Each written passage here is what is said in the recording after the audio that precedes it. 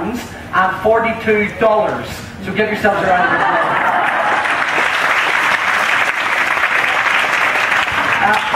Mallory, first of all, introduce yourself to these lovely people. Tell them where you're from. My name is Mallory, and I'm from California, United States.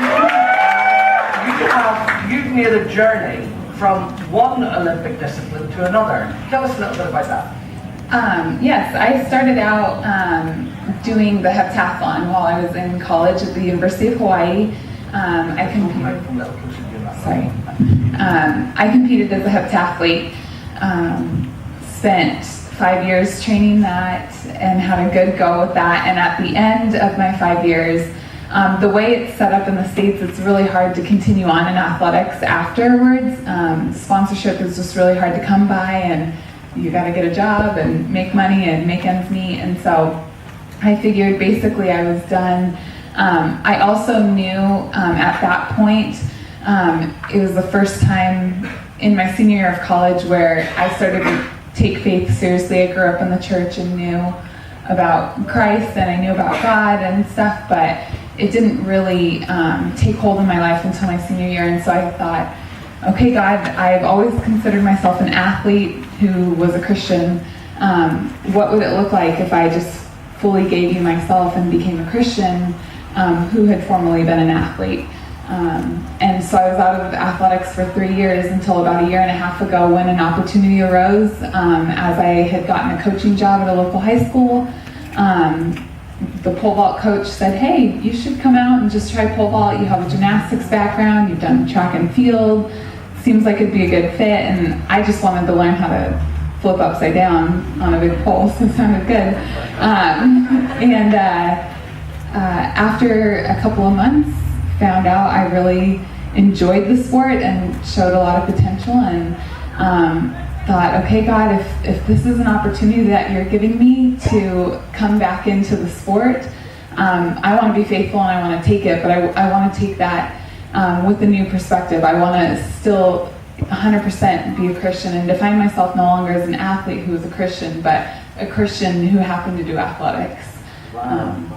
So you're hoping to be in the 2016 Olympic team as a pole vaulter, is that right?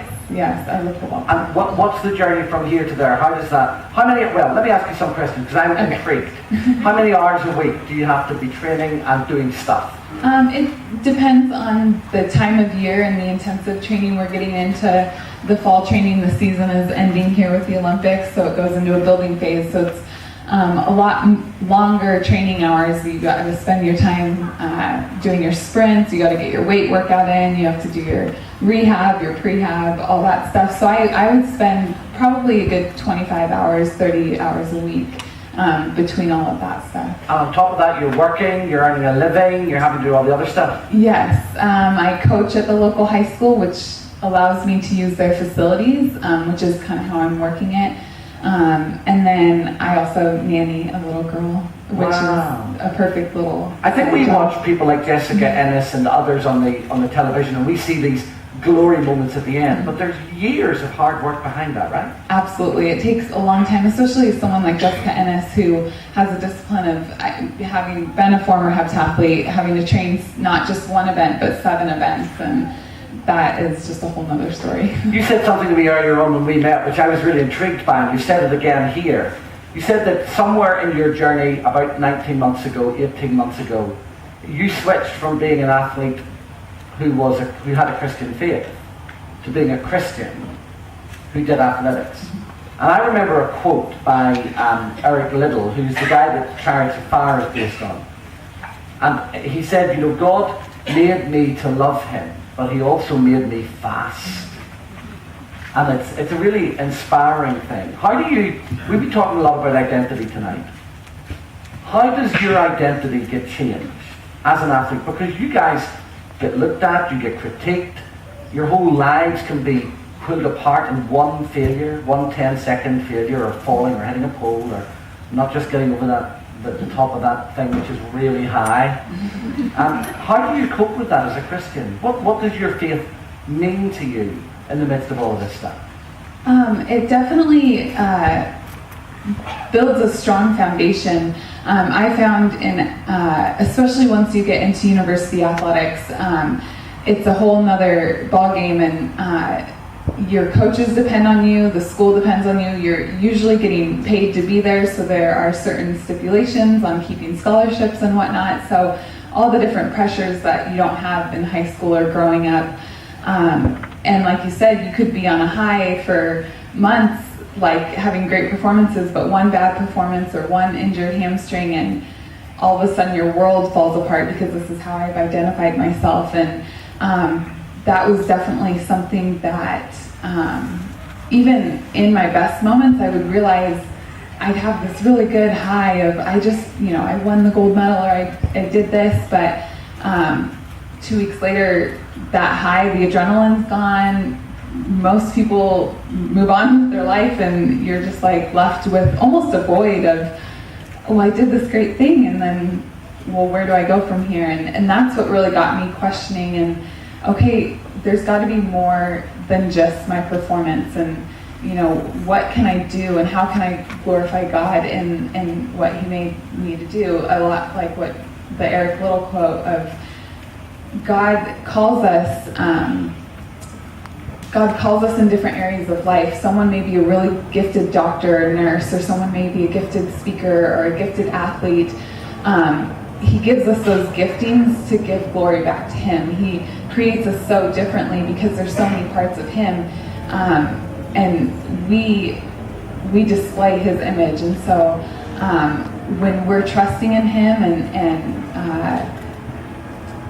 and taking advantage of those opportunities that He gives us to give glory back to His name, that is a deeper fulfillment than any type of passing gold medal or title or high jump that you make. That's an amazing answer, because in effect, often as Christians we can end up narrowing down worship to something we do when we're together, something we do when we're singing, something we do when we are listening to a sermon or in a small group. But what you've just said is that you're an athlete, and being athletic is an act of worship for you. And that whether you're a doctor or a nurse or work in a factory or a shop or a care home, if that's where God wants you to be and you give it your best shot, then if you're a follower of Christ, that's an act of worship. Absolutely. I mean, just as I am moving forward, there's been opportunities to speak in schools.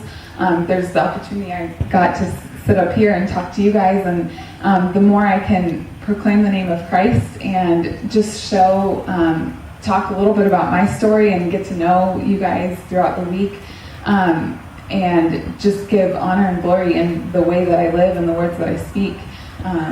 Those opportunities arise because of the talents He's given you. So if it is, a doctor or nurse, then you're healing patients, or even if you're a store clerk, you can greet someone with a smile who may be having a horrible day, but can be lit up by a kind interaction from you. Mallory, we want to thank you. We want to wish you God's richest blessing over the next 4 years. We know it will be a really long, hard slog for you, but we trust that we will see you on the television in the 2016 Olympics. And even if I'm not sure if I can cheer for you if there's somebody from TGB going for a goal, but we'll definitely cheer for you. Let's give her a round of applause.